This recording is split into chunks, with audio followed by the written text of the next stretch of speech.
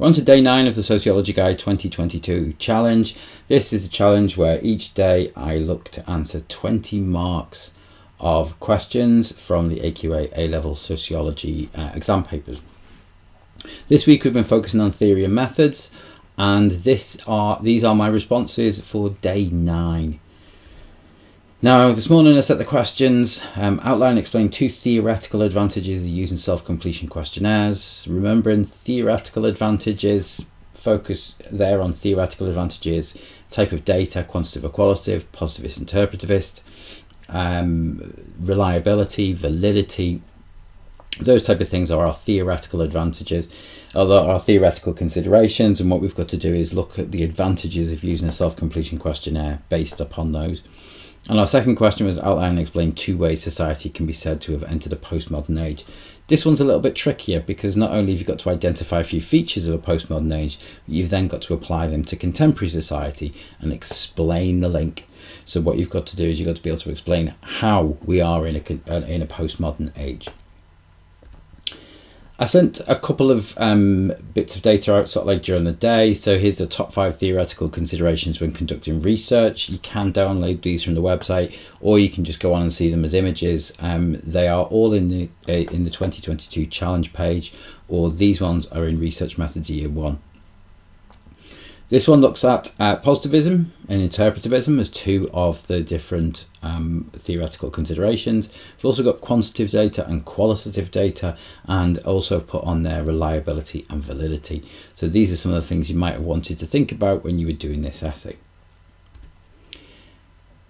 This screen, sort of like we're looking at self-completion questionnaires. I've put in some kind of features of self-completion questionnaires on this one, so you can apply theoretical knowledge to this sheet here, where sort of like it talks about some of the features of self-completion questionnaires. Self-completion questionnaires are a form of social survey, standardized questions. Okay, the good point about that is we can use that. It's standardized questions. It means it's probably going to produce quantitative data. It probably means it's going to be reliable, and this is the way I've gone with that and my answer. The different types of questions that are on there. There's no researcher present. It's preferred by positivists, another theoretical advantage. The standardized nature of the questions we've mentioned already. This also gives it a theoretical advantage as well. And I've used an example in there. The census in 2000, it says 2011 there, the next one is 2021. We've had the 2021. The results should be out, I believe, by end of March, early April. So here's my response. 1 theoretical advantage of using self-completion questionnaires is that they have greater reliability. That's a theoretical advantage. Now I need to explain why this is an advantage and why it has greater reliability. Self-completion questionnaires are often presented in a standardized format with a range of closed questions that can be easily completed without the presence of a researcher. As the same list of questions is given to each respondent, the findings of the research can be tested for reliability by issuing the same questionnaire to a different sample of participants, and if similar findings are reported, this improves the reliability of the questionnaire. So there's my explanation as to why it is reliable. For example, the census is a self-completion questionnaire, and every 10 years is distributed across the country with similar results, with similar questions to the census 10 years earlier. The results are collated and the changes from one census to the next are recorded. This demonstrates the reliability of a census and measurement tool. So we can see there, so like I've used an example, I've explained why reliability is beneficial and what we can do with it, and how a self-completion questionnaire is reliable. So that's a decent response to a 10-mark question. Let's look at the second paragraph. A second theoretical advantage using self-completion questionnaires is that they produce quantitative data. Self-completion questionnaires often use closed questions. They are able to be pre-coded, and the responses given can be converted into quantitative data with relative ease. This is beneficial as it allows researchers to be more objective in the judgments they make when they are drawing conclusions from their findings. So I've explained why quantitative data is useful, and I've explained how self-completion questionnaires gather quantitative data. So there's 2 of the things I need to do.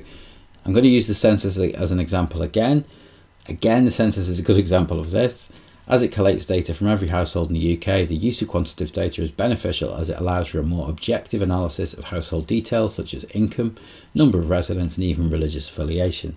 This can be then represented in graphical forms such as charts, graphs and tables, which allows them to be used to uncover trends and patterns in society. So I've talked about the benefits of it. Quantitative data, the collection of quantitative data is a theoretical advantage. There's my second part. Let's move on to question 2. Question 2 was about postmodernity. So I've put 5 features of postmodernity here. There's some late modern features as well. You could talk about particularly with insecurity and choice, because you've got the likes of Beck and Bauman who talk about that, and Giddens. They're seen as late modernists, but for the purposes of kind of sociology exams, you probably will be credited with them in terms of postmodernity. Diversity. Greater diversity in society, we see that through the family. Greater diversity in the family, we can see it if you're doing culture and identity, the greater diversity of different identities, hybrid identities. And you can see it sort of like through healthcare provision. We can see greater diversity in terms of work, poverty and welfare.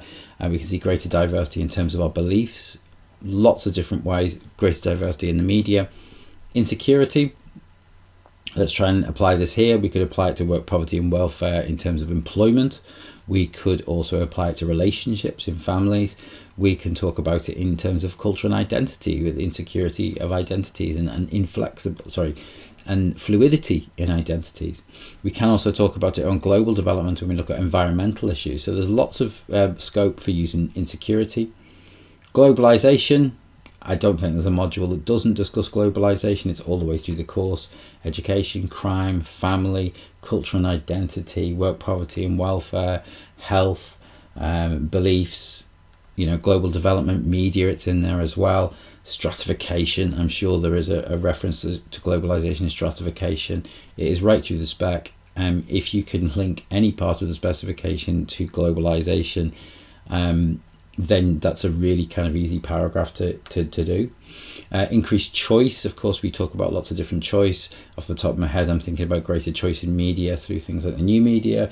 I'm thinking about greater choice in relationships and greater choice in how you construct your family. We could argue there's greater choice in education, greater choice in healthcare provision. So there's some ways you can apply it to. And media saturation, of course, this lends itself to media.